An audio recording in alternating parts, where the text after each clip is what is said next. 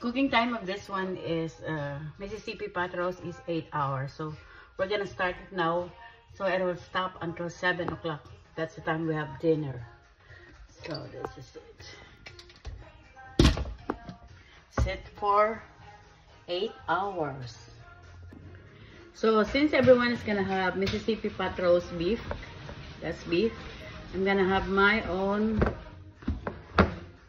tuna. This is gonna be like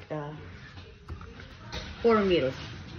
4 meals because that is 4 ounces.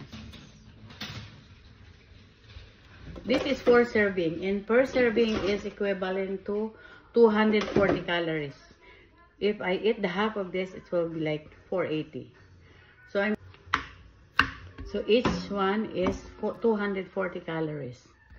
So I'm just gonna put a little bit of salt only, and we will cook this like in an air fryer.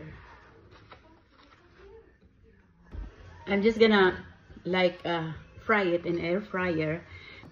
I'm gonna put the rest of it in the air fryer, and I'm just going to cook 1 slice of it, and that's my lunch.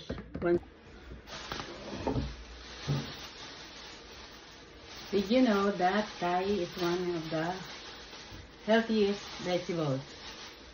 This one is Kali vegetables, and it has a lot of fiber. See that?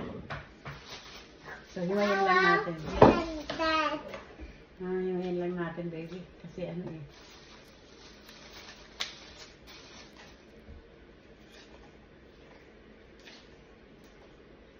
Hindi ko ito igigisa, guys. Ibo-boil ko lang ito. Kasi I'm trying to avoid a lot of spices and oil. So, ito ang partner ng aking gulay, ng aking isda. I have fish. I put it in the microwave. I'm just like gonna steam this one.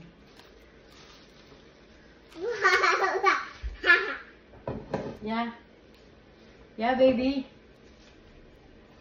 Lola's gonna eat this later. What are you gonna eat later? I don't want that.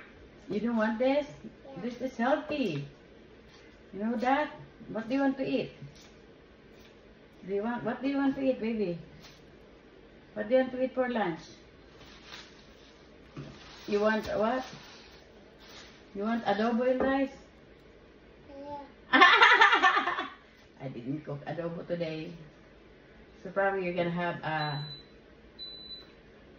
chicken nuggets and then mac and cheese. Walang Chicken nuggets.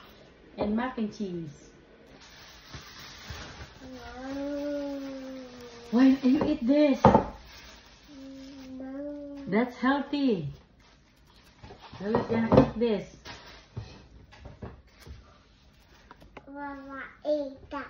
Mama, eat that. I will make this adobo. You will eat it? Yeah. I will make this adobo. She will eat it. At ito na nga ang kaparte ng aking isda. Kasi meron silang Mississippi pot roast. So, yun lang guys. Thank you for watching. Bye.